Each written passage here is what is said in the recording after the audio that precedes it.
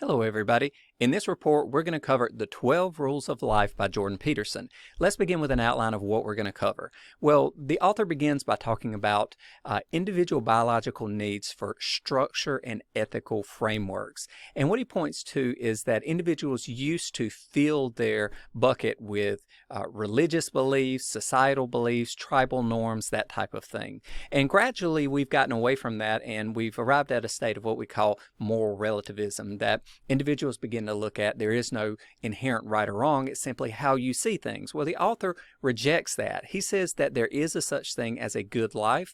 To say otherwise would reject the idea of age-old wisdom that has developed in terms of what makes a person a good individual and how society sees a person as good or moral, if you will. So he said that ultimately, if you lack this structure, then you start looking for structure in other places, and that may be in personal brand development, it may be in personas you take on, it may be in ideologies that you follow or study, or it could even be in political affiliation or something of that nature. So with that being said, he provides some foundational beliefs that you should follow with regard to developing this structure that will guide you through life. One, that you need to take responsibility for your own life. You need to have your own house in order before you concern yourself with other people's lives. So first, focus on yourself, then balance order with chaos. Life is always going to be full of challenges. There are going to be ups and downs. So making certain that you accept this and that you seek some level of balance, that there are going to be times of struggle and grief and hard work and things of that nature. They're going to be balanced against peaceful times and times of ease and relaxation. So also accept suffering. Suffering is a reality. What your point should be in life is to minimize the harm of the suffering that it causes on you, but ultimately suffering helps you develop as an individual. So you're not trying to avoid suffering completely as an individual. That's part of life. You're trying to minimize the effects that it has on you. And then lastly, live correctly. Accept whatever is your idea of a moral and good life and try to follow that, because that is what is going to help you resist this team-based mentality, the idea that you follow other people's teachings or join a group to get your structure or idea. So it gives you the foundations from which to work. Next, Peterson moves on to provide 12 rules that will help you in living this sort of life. Rule number 1 is fix your posture and earn respect from others. Now, he talks a great deal about the biological effects of standing up straight, the evolutionary perception that we have about others and their confidence, and the hormones or biological effects that this sort of projection of confidence has on your body. So he, once again, is focusing on your perception of yourself and how you see yourself. So fixing your posture is pretty much the physical stature element of creating this mental construct or framework. Rule number 2, care for yourself as if you were someone else. That is, avoid this self-flagellation or beating yourself up over your failures or shortcomings. Build yourself up the way you would build up someone else who is going through difficult times. Don't just continue to kick yourself while you're down. Next, rule 3, surround yourself with positive people. That is, people who build you up, people who want you to be better, people who want to help you become the best version of yourself. Next, rule 4, evaluate yourself based upon your own goals, not others. That is, we should all have goals, objectives, things that we are striving for in life, and measure yourself against them. That's the only way to understand your progress as a person. But if you're constantly comparing yourself to others, then you are inevitably going to fall short, because comparing yourself in any way to another person, there's always going to be people who excel in one single area more than yourself. But understand that you are a collective and it's your goals that matter. Are you accomplishing them, not what others accomplish?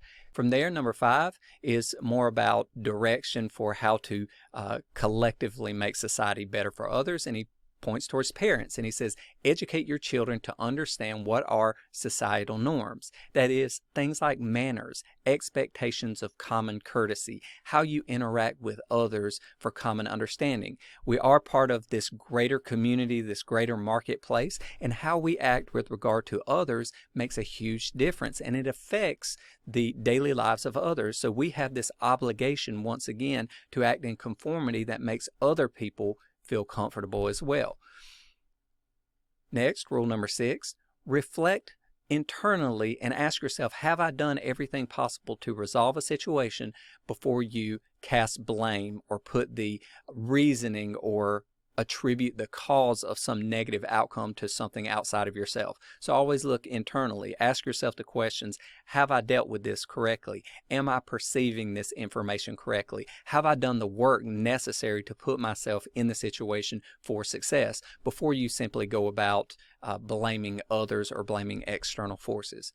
Rule number 7, engage in fulfilling activities. That is, life is short. You need to make certain that amongst the challenges that are inevitable in life, that you take time to enjoy the moments of success, the moments of calmness, the moments that ultimately will form your memories and mean something to you.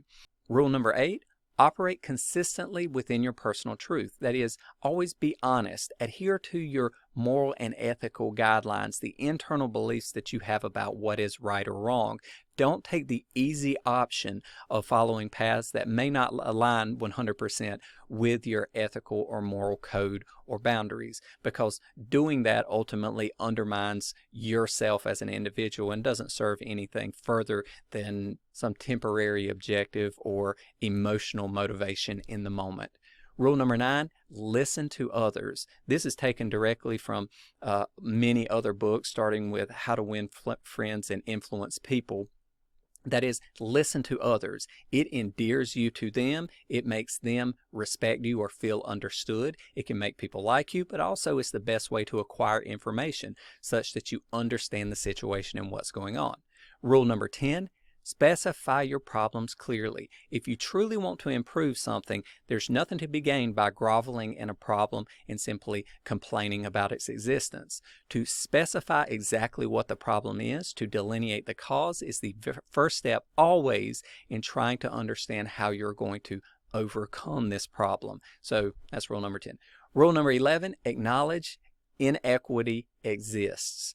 That is, he focuses here specifically on gender inequality and this common construct that that gender is nothing but a social construct. He rejects that wholly, saying that biological men and women are different, and thus because of that, there are constructs that make more sense to them. And he goes into detail about that. I can't fully expound upon that, but you can read his writings and see his support for his position on that. And then rule number 12, enjoy small moments amidst life's challenges. That is, life is difficult. This is very similar to number 7, the importance of undertaking fulfilling activities that mean something in your life. Here, you're enjoying the small moments as well, not just looking towards your ultimate goal, accomplishment, and things of that nature. And so these are the 12 rules that meet with the 4 ideologies that Peterson proposes for life. And this concludes our coverage of 12 rules for life. Hello everybody. I hope you're enjoying the content, and please pardon the interruption. I just want to take a moment to remind you that this is just a small sample of the various resources we have in our academy at thebusinessprofessor.com. We have long-form book summaries, business courses, business and legal templates, a career TV channel, an AI-powered business encyclopedia, recent headlines, and lots of other benefits to explore as well. So please, I hope to see you as a member of the community sometime in the future.